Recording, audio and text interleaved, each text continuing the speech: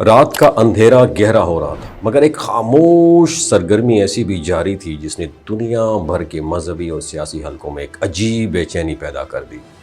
ایک گائے، مگر عام نہیں، مکمل سرخ رنگ، بغیر کسی داغ، بغیر کسی نشان کے، جیسے کسی قدیم پریڈکشن کو حقیقت کا روپ دیا جا رہا ہو۔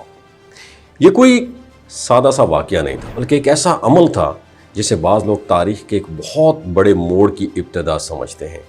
کہا جاتا ہے اس گائے کو خاص طور پر امریکہ سے اسرائیل منتقل کیا گیا اور کئی سالوں تک اس کی سخت نگرانی کی گئی۔ کی باڈی کا باریک بینی سے جائزہ لیا جاتا رہا تاکہ اس میں کوئی ڈیفیکٹ، نقص باقی نہ رہے، کیونکہ مذہبی کتابوں کے مطابق یہ گائے ہر لحاظ سے مکمل ہونی چاہیے۔ اس پر نہ کوئی دوسرا رنگ، نہ کوئی زخم، اور نہ ہی اس پر کبھی بوجھ ڈالا گیا ہو۔ جب وہ لمحہ قریب آیا تو تیاریاں انتہائی منظم انداز میں شروع ہوئیں۔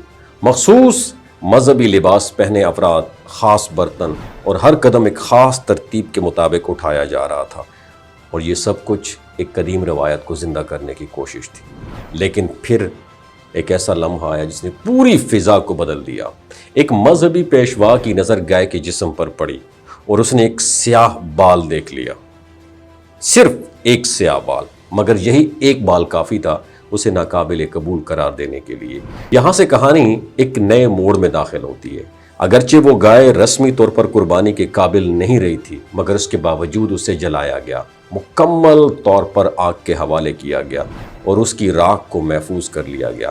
اس عمل کو اصل قربانی نہیں بلکہ ایک ریہرسل کہا گیا، ایک پریکٹس، ایک پریپریشن، تیاری۔ محض یہ ایک رسم نہیں تھی، ایک پیغام تھا، ایک ایسا پیغام جو شاید دنیا کو دیا جا رہا تھا کہ ہم تیار ہیں، بس وقت کا انتظار ہے۔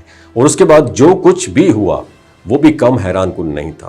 اس راکھ کو ایک خاص طریقے سے استعمال کیا گیا، اسے پانی میں ملا کر ایک محلول تیار کیا گیا جس کے ذریعے مذہبی مقامات، اوزار اور حتیٰ کہ افراد کو بھی پاک کرنے کا کانسیپٹ پیش کیا گیا۔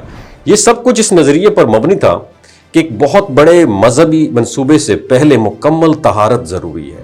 اب یہاں سے معاملہ صرف مذہب تک محدود نہیں رہتا، کیونکہ جس جگہ اس منصوبے کی تکمیل کا تصور کیا جا رہا ہے وہ دنیا کے سب سے حساس اور مقدس مقامات میں سے ایک ہے، اور یہ وہ جگہ ہے جہاں مسجد اقصی واقع ہے، مسلمانوں کا قبلہ اول، ایک روحانی مرکز اور ایک ایسی شناخت جو صدیوں سے جڑی ہوئی ہے۔ اور دوسری طرف کچھ مذہبی حلقے یہ مانتے ہیں کسی مقام پر ایک قدیم دیو ہیکل تعمیر کیا جانا چاہیے، اور کچھ یہ کہتے ہیں کہ اصل جگہ یہی ہے، جبکہ کچھ کے نزدیک اس کے قریب کوئی اور مقام بھی ممکن ہے۔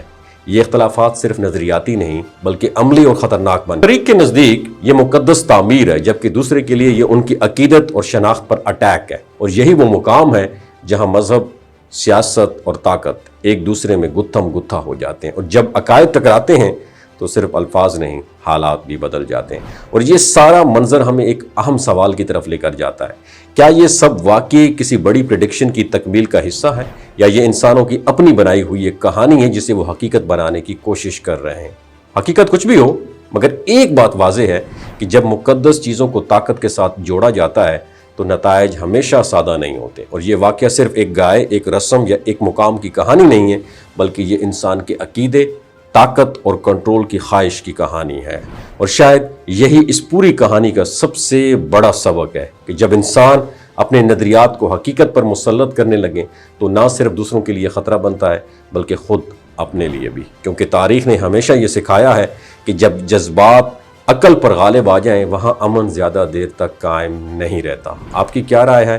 کمنٹ سیکشن میں ضرور بتائیے گا، اور اس ویڈیو کو دوسروں کے ساتھ شیئر ضرور کیجیے گا۔